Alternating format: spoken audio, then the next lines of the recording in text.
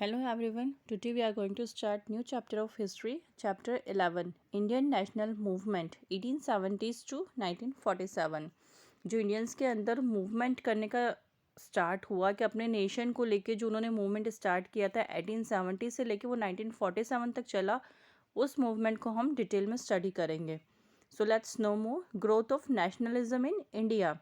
जो नेशनलिज्म होता है, जो फीलिंग होती है हमें अपने देश को लेकर, जो प्रेम होता है, लव होता है, राष्ट्र प्रेम प्रेम जिसे हम कहते हैं हिंदी में, तो उसकी ग्रोथ कब हुई थी इंडिया में? जब इंग्लिश ईस्ट इंडिया कंपनी आई थी इंडिया में, तो वो लोग सिर्फ एज अ ट्रेडिंग कंपनी आए थे, उन्हें सिर्फ बिजनेस करना था. लेकिन उनके एम्बिशंस बहुत ज़्यादा हाई थे और धीरे धीरे उन्होंने रीजन्स के ऊपर टेरिटरी गेन करना स्टार्ट कर दिया था. और उनके पास एक वो लोग पॉलिटिकल पावर आ गई थी उन लोगों के पास. उन लोगों ने रूलर्स को ट्रिकली रिकॉग्नाइज किया, सब कॉन्टिनेंट की पैरामाउंटसी ले ली उन लोगों ने, पैरामाउंट पावर उनके पास आ गई. जो डिफरेंट सेक्शंस थे सोसाइटी की, जैसे कि पीजेंट्स थे, ज़मींदार्स थे, ट्राइबल्स थे, आर्टिसंस थे, क्राफ्ट पर्सन थे, सबको उन लोगों ने एक्सप्लॉइट करना स्टार्ट कर दिया. उनके लोगों के ऊपर अत्याचार करते थे वो लोग.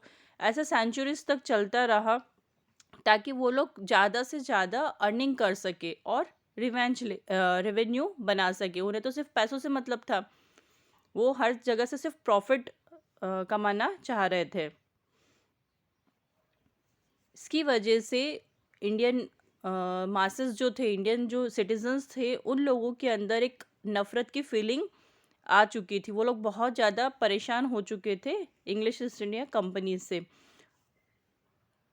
लोगों को फिर रियलाइज़ हुआ कि जो कॉलोनियल रूल है, ये जो हमारी सेक्शंस है, हमारी जो क्लासेस है इंडिया की, जो लोग हैं उन्हें ये लोग परेशान कर रहे हैं और इनके इंटरेस्ट में ये लोग कुछ भी नहीं कर रहे हैं. और यही एक कारण है कि जो इंडिया है वो इकोनॉमिकली बैकवर्ड जाता जा रहा है. ये जब रियलाइजेशन हुआ उन्हें एक्सप्लॉयटेशन का कंपनी के थ्रू, तो लोगों के अंदर बहुत ज़्यादा गुस्सा होना स्टार्ट हो गया था कि ये इनका जो रूल है ये जस्टिस नहीं है. यहाँ से लोगों के अंदर नेशनलिज्म का फीलिंग आना स्टार्ट हो गई थी. अनदर इम्पॉर्टेंट फैक्टर था जो कि नेशनलिज्म की फ्लेम को और ज़्यादा डेवलप कर रहा था, वो था कि इंडियन का जो हार्ट था, उनके अंदर अपने पास्ट को लेकर, जो उनका ग्लोरियस पास्ट था, उसकी रीडिस्कवरी स्टार्ट होना हो गई थी 18th सेंचुरी में. ओरिएंटलिस्ट थे विलियम जॉन्स. इन्होंने इंडियन जो ग्लोरियस पास्ट था इंडिया का, उसको रीडिस्कवर करना स्टार्ट किया था. तो लोगों को वो भी सब पता चला कि हमारा पास्ट कितना अच्छा था और अब हम प्रेजेंट में कैसे रह रहे हैं, ये लोग हमें इतना परेशान कर रहे हैं, हमारे देश में आके हम ही को परेशान कर रहे हैं ऐसे. सो जो वेस्टर्न स्कॉलर्स थे उन लोगों ने उन्होंने लोगों को रियलाइज़ करवाया कि वो एक उनके जो रूलर्स थे वो कितने सक्सेसर्स थे और उन्होंने बहुत कुछ अचीव किया था. उनके पास पॉलिटिकल, कल्चरल, सोशल डीजनरेशन थी, क्योंकि जब सब्जुगेशन किया फॉरेन रूलर्स ने, बहुत ज़्यादा टाइम पीरियड तक उन लोगों ने यहाँ पर रूल किया. This further advance the spirit of nationalism among Indians. Moving ahead, sentiments of nationalism were flared up in mind of natives of the country by introduction of English education in 1835 and encouragement to Western education in subsequent years. जो nationalism के sentiments थे वो तब develop होना start हो गए जब English east India company ने इंग्लिश एजुकेशन को इंट्रोड्यूस किया 1835 में, और उन्होंने इंकरेज किया कि वेस्टर्न एजुकेशन पढ़ाई जाए. सो जो इंडियंस थे जो कि वेस्टर्न एजुकेशन रिसीव कर रहे थे इंग्लिश लैंग्वेज के थ्रू, उन्हें फिर आइडियाज़ आए लिबर्टी के, इक्वालिटी के, डेमोक्रेसी के, नेशनलिज्म के, जो कि वेस्टर्न वर्ल्ड में काफ़ी पॉपुलर थे. They spread this ideas among masses through their right up published in vernacular newspapers, books, pamphlets and magazines. ये जो आइडियाज़ थे लिबर्टी के, इक्वालिटी के, डेमोक्रेसी की, ये सारे आइडियाज़ फिर उन लोगों ने मासेस के थ्रू पब्लिश करवाना स्टार्ट कर दिया वर्नाक्युलर न्यूज़पेपर्स में. मीन्स हमारी जो इंडियन लैंग्वेज हुआ करती थी उस समय पे, उस लैंग्वेज में उन लोगों ने न्यूज़पेपर्स में लिखना स्टार्ट किया, बुक्स में, पैम्पलेट्स में, मैगजीन्स में. ये आइडियाज़ उन्होंने दूसरे लोगों तक भी फैलाना स्टार्ट किया. फिर जब इंट्रोडक्शन हुआ इलेक्ट्रिक टेलीग्राफ सिस्टम का, रेलवेज़ का, स्टैब्लिशमेंट हुए पोस्टल डिपार्टमेंट का, कब हुए थे 1852 से 1854 के बीच में. इससे जो लोग डिफरेंट रीजन्स में रहते थे, जो एक दूसरे से क्लोज़र थे, वो ये फीलिंग एक दूसरे तक पहुंचाने लग गए।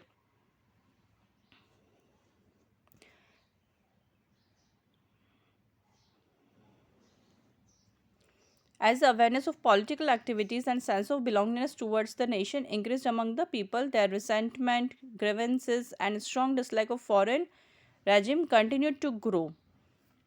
फिर जो पॉलिटिकल एक्टिविटीज़ को लेकर वो लोग अवेयर हो चुके थे, हमारे नेशन के को लेकर जो मान्यताएं थी, ये सारे सेंटिमेंट्स लोगों में डेवलप होना स्टार्ट हो गए थे।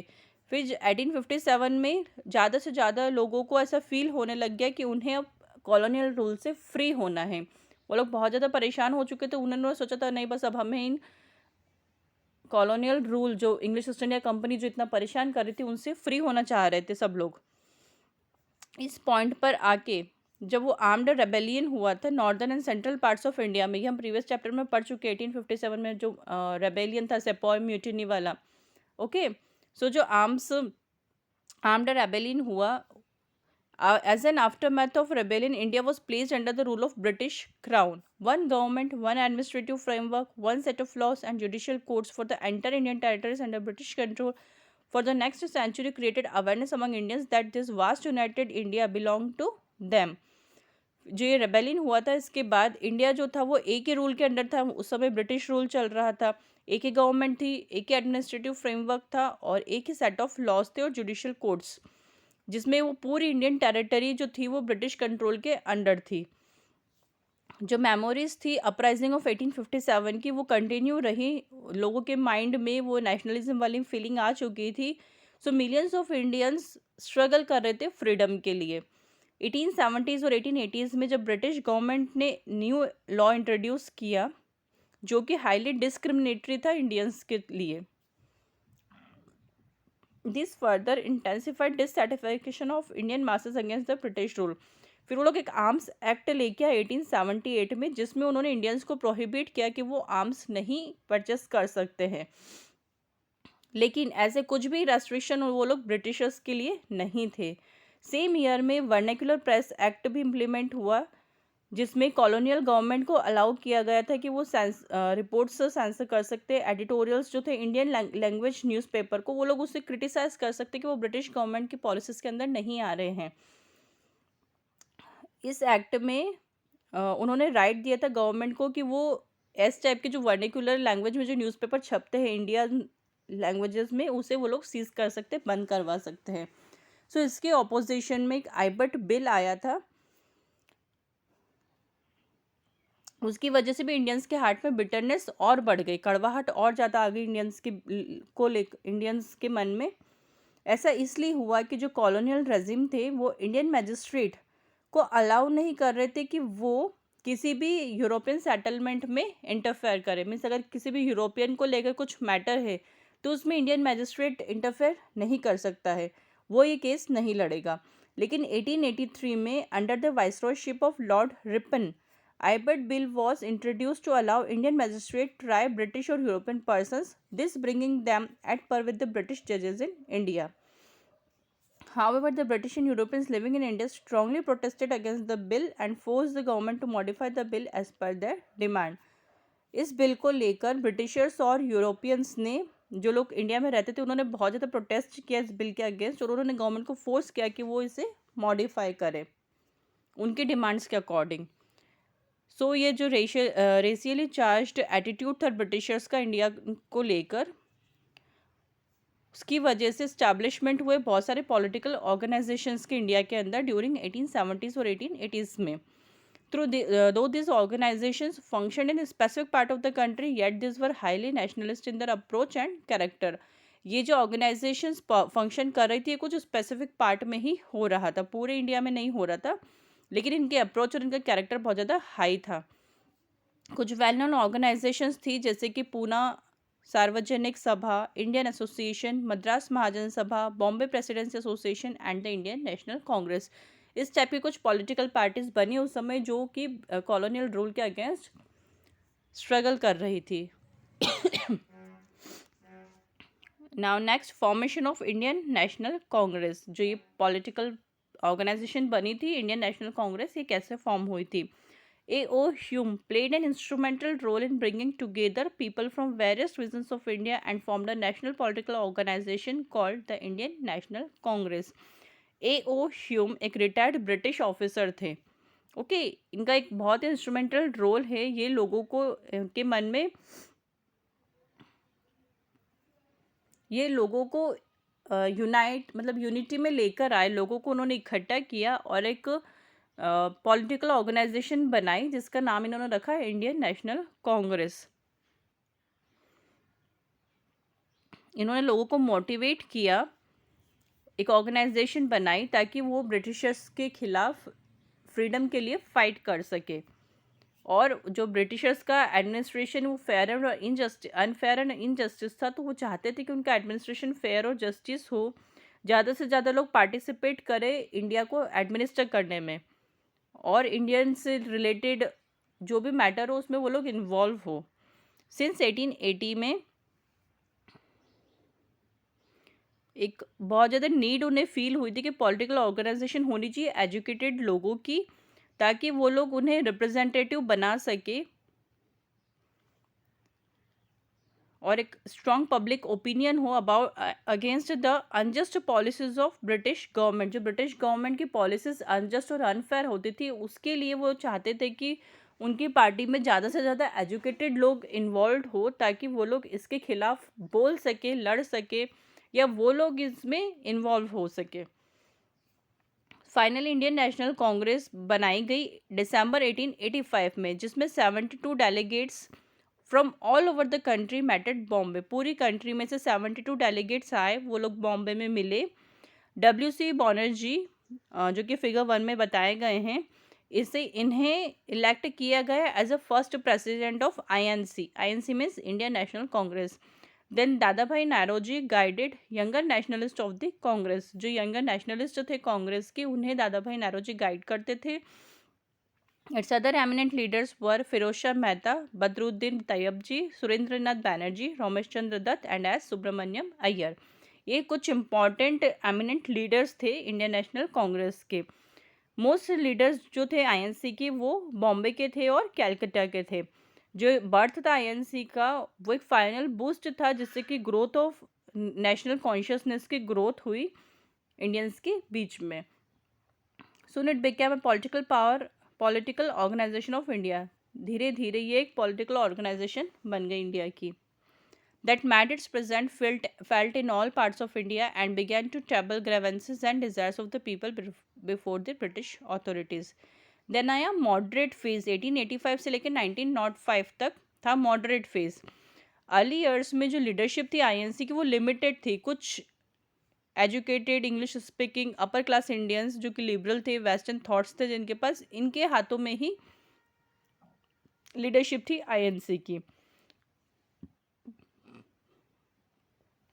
वो कभी भी ब्रिटिश अथॉरिटी को चैलेंज नहीं करते थे, ना ही कभी डिमांड करते थे कि उन्हें इंडिया में इंडिपेंडेंस चाहिए कॉलोनियल रूल से. वो सिर्फ ट्राई करते थे कि वो उस पॉलिटिकल जो एडमिनिस्ट्रेटिव, कॉन्स्टिट्यूशनल और इकोनॉमिकल स्फीयर है, उसमें कुछ वो लोग चेंजेस लेकर आ सके, क्योंकि कुछ उन्हें ब्रिटिशर्स की जो अनजस्टिस लगता था कि ये वो ठीक से एडमिनिस्टर नहीं कर रहे हैं, यहाँ पर वो लोग अत्याचार कर रहे हैं, तो वो सिर्फ चाहते थे कि वो चेंजेस लेके आए. वो ऐसा नहीं चाहते थे कि वो बिल्कुल कॉलोनियल रूल से फ्री हो जाए या उन्हें इंडिया को इंडिपेंडेंस दिलानी है. ठीक है, उनका सिर्फ मोटिव ये था कि उन्हें चेंजेस लेकर आने हैं. उनकी लीडरशिप में बिलीव था कि उनका मेन एम ये था कि उन्हें सिर्फ पब्लिक अवेयरनेस करनी है. पब्लिक मतलब जो इंडियन सिटीजन्स थे उनमें अवेयरनेस जगानी है कि जो ये अनजस्टिस नेचर है ब्रिटिश रूल का, उसको लेकर.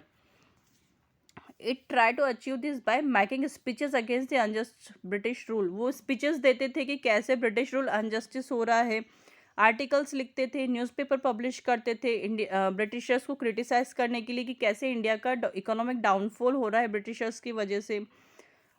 रिप्रेजेंटेटिव भेजते थे अपने डिफरेंट पार्ट्स में कंट्री में, जहाँ पर वो लोग public opinion. INC's early leadership had full faith that British had respect for ideals of freedom and justice but were ignorant of the problems and demands of Indians. वो उन लोगों का ये कहना था कि जो ब्रिटिशर्स थे वो रिस्पेक्ट करते हैं हमारी आज़ादी की और हमारे जस्टिस की, लेकिन वो हमारे प्रॉब्लम्स और डिमांड्स को इग्नोर कर देते हैं। ऐसा उन लोगों का सोचना था और वो ऐसा ही लोगों को बताते थे। सो वो लोग ये फील करते थे कि जो ब्रिटिश गवर्नमेंट है इंडिया के अंदर, अगर वो अवेयर हो जाए थ्रू रिजोल्यूशंस, पिटिशंस, मीटिंग्स के थ्रू, तो definitely take measures to remove the problems. तो उन्हें ऐसा लगता था कि वो, अगर हम ब्रिटिशर्स को बताएंगे कि हमें ऐसी ऐसी प्रॉब्लम्स है, हमारी ये डिमांड्स, और आप उन्हें पूरा कीजिए, तो उन्हें ऐसा फील होता था कि डेफिनेटली वो मेजर्स लेंगे और ये सारी हमारी प्रॉब्लम्स को रिमूव कर देंगे और जो हमारे जस्ट डिमांड्स है उन्हें पूरा करेंगे। ऑल इन ऑल जो अर्ली आईएनसी लीडरशिप थी बिटवीन 1885 से लेकिन 1905 तक, वो एक सॉफ्ट स्टैंड था कॉलोनियल गवर्नमेंट के अगेंस्ट। इसलिए इस टाइम पीरियड को कहा गया मॉडरेट फेज। जो इस फेज के लीडर्स थे उन्हें कहा जाता था मॉडरेट्स। ठीक है, वो एक सिर्फ सॉफ्ट सी फीलिंग थी उनके अंदर, वो कोई बहुत ज़्यादा रिवॉल्ट नहीं कर रहे थे। सिर्फ उन्हें ऐसा फील आता था, उन्हें फ्रीडम नहीं चाहिए थी, उन्हें इंडिपेंडेंस नहीं चाहिए थी, वो सिर्फ ऐसा फील करते थे कि उन्हें कुछ चेंजेस लेके आने हैं इनके एडमिनिस्ट्रेशन में। So contribution of moderates, demand for economic reforms. The moderates were highly critical of economic policies of the colonial government and opposed the transformation of self-sufficient economy of India from an importer of valuable finished goods into supplier of raw materials and crops. जो demand थी economic reforms की, वो economically क्या changes चाहते थे। जो moderates थे वो इकोनॉमिक पॉलिसीज जो थी कॉलोनियल गवर्नमेंट की उसे क्रिटिसाइज कर रहे थे और उसे अपोज कर रहे थे कि जो transformation of self sufficient economy जो है इंडिया की, जो इम्पोर्टर जो होते हैं वैल्यूएबल फिनिश्ड गुड्स के, जो रॉ मटेरियल के सप्लायर्स और क्रॉप्स होते हैं, they agreed with Dadabhai Naoroji who in his book poverty and un-British rule in India had explained that colonial government has exploited the Indian economy by taking away large part of India's wealth to Britain. दादा भाई नौरोजी ने अपनी book में बताया था कि colonial government जो है वो इंडियन इकोनॉमी को एक्सप्लॉइट कर रहे हैं, वो यहाँ से इंडियाज वेल्थ का एक लार्ज पार्ट ले जाकर ब्रिटेन में दे रहे हैं। सो ये जो सिचुएशन थी, इकोनॉमिक सिचुएशन जो कि ब्रिटिश गवर्नमेंट ने क्रिएट करी थी, वो रिस्पॉन्सिबल थी यहाँ पर इंडिया में फेमाइंस को लेकर, फूड शॉर्टेजेस को लेकर, और इंडिया की जो पॉवर्टी थी उसको लेकर कौन रिस्पॉन्सिबल था? ब्रिटिश गवर्नमेंट रिस्पॉन्सिबल थी। सो मॉडरेट्स डिमांड कर रहे थे कि जो लैंड रेवेन्यू है वो रिड्यूस किया जाए और ज़्यादा फंड दिया जाए इरिगेशन फैसिलिटीज़ के लिए, जिससे कि पेजेंट्स और ज़मींदार भी पॉवर्टी से बाहर निकल सके। उन्हें ज़्यादा फैसिलिटीज़ दी जाएगी और उनसे रेवेन्यू कम लिया जाएगा तो ऑटोमेटिकली उनकी पॉवर्टी चली जाएगी। उन्हें इतना ज़्यादा टैक्स देना पड़ता था कि वो वैसे ही पुअर हो जाते थे। It demanded cut in expenditure on the army and asked that money thus saved should be spent on welfare activities such as health and education. जो आर्मी को लेकर एक्सपेंडिचर था उसे कम किया जाए और जो मनी थी वो सेव की जाए, ताकि जो वेलफेयर एक्टिविटीज़ होती है जैसे कि हेल्थ है, एजुकेशन है, उसमें इन्वेस्ट किया जाना चाहिए। जो सॉल्ट टैक्स लगता था, बेटर ट्रीटमेंट दिया जाना चाहिए इंडियन लेबर को जो कि अब्रॉड में काम कर रहे हैं ब्रिटिश कॉलोनीज़ को में। नॉन इंटरफेरेंस होना चाहिए गवर्नमेंट का in the lives of forest dwellers, जो फॉरेस्ट में जो लोग रह रहे हैं उनकी लाइफ में इंटरफेयर नहीं करना चाहिए, और जो मॉडर्न इंडस्ट्री है उसे इंकरेज करना चाहिए। ये सारे डिमांड्स थी मॉडरेट्स की। Then demand for constitutional reforms, constitutional reforms को लेकर क्या डिमांड थी उनकी? जो लेजिस्लेटिव काउंसिल था इंडिया के अंदर, उसमें कोई भी रियल ऑफिशियल पावर नहीं थी 1920 तक, और कुछ फ्यू इंडियंस जो थे जो उसके मेंबर्स थे वो 1892 तक थे। Moderates demanded greater participation of Indians in legislative councils. Moderate की डिमांड थी कि ज़्यादा से ज़्यादा इंडियन पार्टिसिपेशन होना चाहिए लेजिस्लेटिव काउंसिल में, और उन्हें पावर्स भी ज़्यादा दी जानी चाहिए काउंसिल्स को लेकर। जो बजट होता है उसके ऊपर उनका कंट्रोल होना चाहिए। They demanded repel of arms act and freedom of speech and expression of India for Indians. जो आर्म्स एक्ट वो लोग लेके आए थे उसे वो लोग रिपेल करना चाहते थे, और स्पीच और एक्सप्रेशन को का भी मीन्स बोलने का भी उन्हें फ्रीडम होना चाहिए इंडियंस को। Then demanded for administrative reforms. Moderate ने डिमांड की जो सिविल सर्विस एग्जामिनेशन होनी चाहिए वो साइमल्टेनियसली होनी चाहिए इंग्लैंड में भी और इंडिया में भी, ताकि इंडियंस को भी अपॉर्चुनिटी मिले कि वो गवर्नमेंट में हाई पोजीशन ले सके। उनकी डिमांड थी कि जो इंडियनाइजेशन है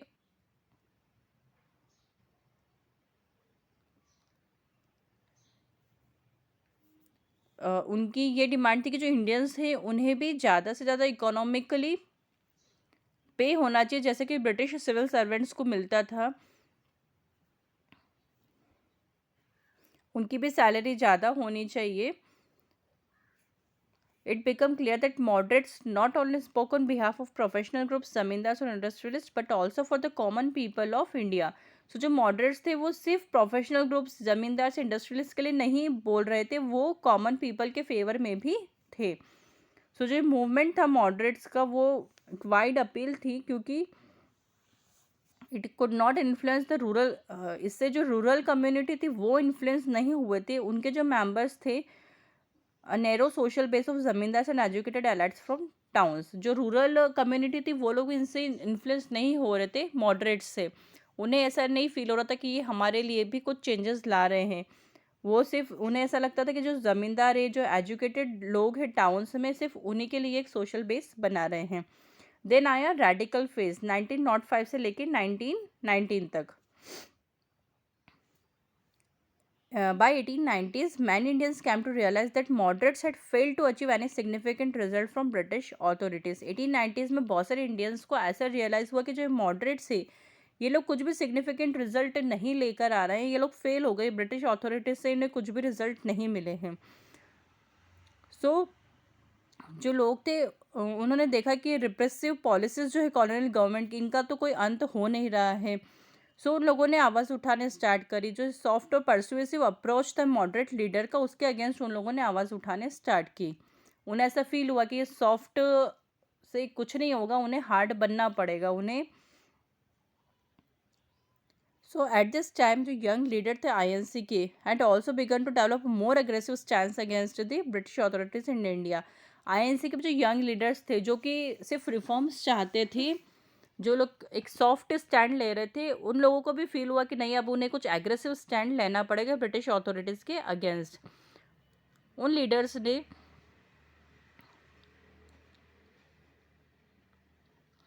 फिर अपनी जो आइडियोलॉजीज थी, जो उनके मेथड थे मॉडरेट्स के, उसे डेविएट करके एक रेडिकल लेकर आए वो लोग।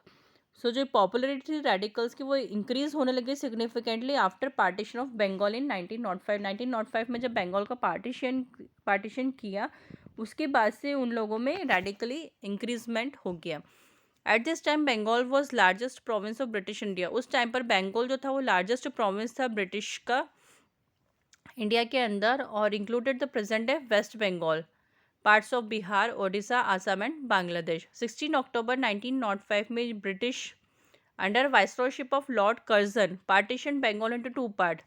16 अक्टूबर 1905 को वाइसरॉयशिप जो थी किसकी थी, लॉर्ड कर्जन की थी उस समय। उन्होंने बंगाल को टू पार्ट्स में डिवाइड कर दिया। एक हो गया ईस्ट बंगाल जो कि अभी बांग्लादेश में है, और एक हो गया आसाम एज वन प्रोविंस, और अनदर हो गया West Bengal, Bihar and Orissa as other. Okay, so British argued that its large size had matter. उन्होंने क्या आर्ग्यूमेंट दिया पार्टीशन करने का, कि इतनी बड़ी प्रोविंस है तो हम उसे अच्छे से एडमिनिस्टर नहीं कर पा रहे, इसलिए हमने उसे टू पार्ट्स में डिवाइड कर दिया। उन्होंने ऐसे रीज़न दिया था कि जो टाउन्स हैं, विलेजेस हैं कैलकाटा के, वो बहुत दूर दूर तक हैं और अनडेवलप्ड हैं, तो हमारी अथॉरिटीज़ उन पर अटेंशन नहीं दे पाती, इसलिए हम इन्हें टू पार्ट्स में डिवाइड कर रहे हैं।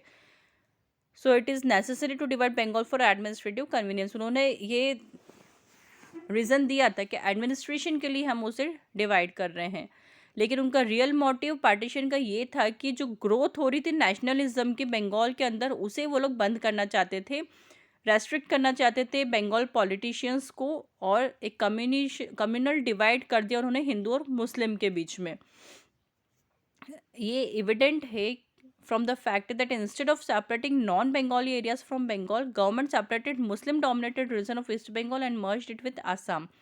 उन्होंने जो नॉन बंगालीज एरियाज थे बंगाल के अंदर, उसे सेपरेट करने की बजाय गवर्नमेंट ने किसे सेपरेट किया, जो मुस्लिम डोमिनेटेड रीजन थे ईस्ट बंगाल के अंदर, उन्हें मर्ज कर दिया असम में। Indians all over the India were enraged with the move. People of Bengal observed the day of partition as a day of mourning and demonstrated unity by fasting, tying rakhi on each other's wrist and singing patriotic songs on the streets. जो बंगाल के लोग थे उन्होंने observe किया partition को as a day of mourning. वो लोग शोक मनाते थे, अपनी एकता के लिए फास्ट करते थे, राखी बांधते थे एक दूसरे की कलाइयों पर और पेट्रियोटिक सॉन्ग्स सिंग करते थे स्ट्रीट्स पर। देन आया स्वदेशी बायकॉट मूवमेंट इन 1905। जो मॉडरेट्स और रेडिकल्स दोनों ने अपोज किया बंगाल डिवीजन को और प्रोटेस्ट किया। लार्ज पब्लिक मीटिंग्स उन लोगों ने बनाई, डेमोन्स्ट्रेशन किया। Soon after announcement of partition in July 1905, INC started Swadeshi boycott movement under the leadership of its radical member बाल गंगाधर तिलक। पार्टीशन के कुछ टाइम बाद जुलाई 1905 में आईएनसी ने स्वदेशी बायकॉट मूवमेंट स्टार्ट किया। किसकी लीडरशिप में? बाल गंगाधर तिलक की, जिनका एक नॉवल वे था प्रोटेक्ट करने का लोगों को। स्वदेशी मीन्स क्या होता है? Of one's own country, means हमारी अपने देश का, स्वदेशी। और boycott means no, say no, मना करना। So people all over the country decide to buy and use only those goods that were made in India. तो लोगों ने उस समय डिसाइड किया कि वो सिर्फ वही चीज़ें खरीदेंगे जो कि इंडिया की ही बनी हुई हो, मेड इन इंडिया। उन्होंने रिफ्यूज़ कर दिया कोई भी चीज़ खरीदने से या यूज़ करने से जो कि फॉरेन की हो। उन लोगों ने उस गुड्स को स्ट्रीट्स पे जलाना स्टार्ट कर दिया। पब्लिक बॉनफायर्स में उन्होंने मार्चेस प्रोटेस्ट किए, स्लोगन्स शाउट किए वंदे मातरम के। इस मूवमेंट में जो कि स्ट्रॉन्गेस्ट मूवमेंट था बंगाल के अंदर, could also be seen in deltaic Andhra as Vande Mataram movement. ऐसा ही आंध्रा में भी वंदे मातरम मूवमेंट हुआ। प्रोटेस्टर्स को जेल्ड की हुई, लोगों को मारा गया ब्रिटिशर्स के थ्रू। फिर ब्रिटिशर्स ने फाइनली रीयूनाइट कर दिया बंगाल को 1911 सीई में। रेडिकल्स ने स्वदेशी और बायकॉट मूवमेंट के थ्रू अपोज किया ब्रिटिश रूल को, advocated self help, indigenous industry, national education, use of Indian languages, boycott of British institutions and goods, and organisation of mass freedom movement. The freedom movement of India, which had so far been organized by few political groups and associations, had now seen in the participation of common people of India for the first time. इस movement में पहले तो सिर्फ जो political groups थे, associations थे, सिर्फ उन्हीं लोगों ने पार्टिसिपेट किया था इन मार्चेस में, जो प्रोटेस्ट किया उन लोगों ने। लेकिन बाद में धीरे धीरे कॉमन पीपल भी इन्वॉल्व हो गए। Then formation of Muslim League. जब पार्टीशन हुआ बंगाल का तो उसे सपोर्ट किया गया ऑल इंडिया मुस्लिम लीग ने, जो कि एक पॉलिटिकल ऑर्गेनाइजेशन थी जिसमें मुस्लिम लैंडलॉर्ड्स थे। ग्रुप था मुस्लिम लैंडलॉर्ड्स का और कुछ नवाब्स का, डेक्का के, जो कि अभी ढाका है। 1906 में लीग्स की डिमांड क्या थी कि वो सेपरेट इलेक्टोरेट्स चाहते थे मुस्लिम्स के, जो कि ब्रिटिश गवर्नमेंट से 1909 में वो लोग मिले। This meant that henceforth some seats in councils would be reserved for Muslim candidates and only Muslim voters would vote for them. उनकी डिमांड थी कि जो काउंसिल है, लेजिस्लेटिव काउंसिल, उसमें कुछ सीट मुस्लिम कैंडिडेट्स के लिए रिजर्व रहे और उन्हें वोट भी सिर्फ मुस्लिम वोटर्स ही देंगे। This step tempted politicians to attract voters by granting favors to their own religious groups. Surat split 1907 after partition of Bengal. The radical leader of INC such as Lala Lajpat Rai, Bal Gangadhar Tilak and Bipin Chandra Pal criticized the moderates for following the method of petition, prayer and protest to oppose the rule of British in India.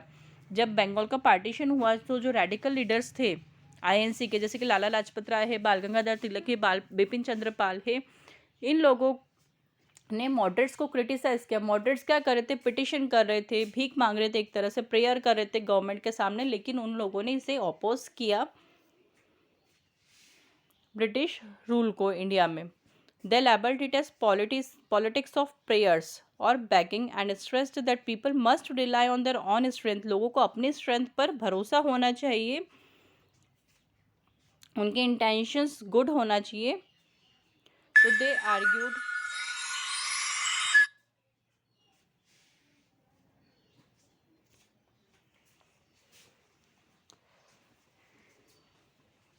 They argued that people must fight for Swaraj. उनका कहना था कि लोगों को अपने राज्य के लड़ना ही चाहिए। सो जो तो गोल था स्वराज को लेकर had different meanings।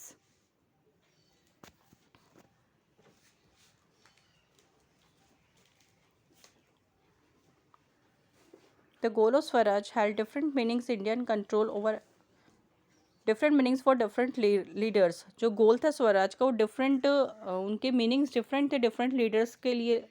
तिलक के लिए उसका मतलब था स्वराज का कि इंडिया का कंट्रोल होना चाहिए पूरा एडमिनिस्ट्रेशन पर without necessarily breaking away from colonial regime. Bipin Chandrapal के लिए था उसका मतलब freedom from British control and Aurobindo Ghosh के लिए वो था self rule within the boundaries of British colonial structure in 1905। So Tilak ने स्लोगन रेज किया swaraj is my birthright and I shall have it. However, the moderates opposed to the use of boycotts and strikes as that involved the use of force. Moderates ने oppose किया, ये जो boycott वो लोग लेकर आए थे और स्ट्राइक्स किए, फोर्स का उन लोगों ने यूज़ किया। The difference in ideologies and methods of moderates and radicals led to a division of INC during its meeting at Surat in 1907. So ये moderates और radicals के बीच में ही डिवीजन हो गया INCs में। उनकी मीटिंग हुई सूरत में 1907 में। There were two groups now, अब दो ग्रुप अलग अलग हो गए, मॉडरेट्स अलग हो गए और रेडिकल्स अलग हो गए। मॉडरेट्स को डोमिनेट किया INC ने, जो कि गोपाल कृष्ण गोखले लेड करते थे, और रेडिकल्स को लेड किया बाल गंगाधर तिलक ने। ये टू ग्रुप्स यूनाइट हुए। फिर दिसंबर 1915 और में 1916 में एक जॉइंट सेशन हुआ मुस्लिम लीग का INC का लखनऊ में, जिसमें एक एग्रीमेंट हुआ जो कि फेमस है एज ए लखनऊ पैक्ट के नाम से। ये साइन किया गया टू ऑर्गेनाइजेशन के बीच में, by which INC accepted leagues demand for separate electorate for the Muslim, जिसमें INC ने एक्सेप्ट की लीग्स की जो डिमांड थी, मुस्लिम लीग की जो डिमांड थी कि मुस्लिम्स को लेके इलेक्टोरेट सेपरेट होना चाहिए, वो लोग पे इन्होंने एग्रीमेंट किया। In turn both INC and Muslim league demanded dominion status for the country. बाद में INC और मुस्लिम लीग दोनों में डिमांड जो थी, उन लोगों ने dominion status for the country. The dominions were the autonomous communities within the British empire. So INC और मुस्लिम लीग दोनों की डिमांड थी कि कंट्री में उनके एक डोमिनियन स्टेटस हो उनका। सो ये डोमिनियंस जो थे ये ऑटोनोमस कम्युनिटीज़ बन गए ब्रिटिश एम्पायर में।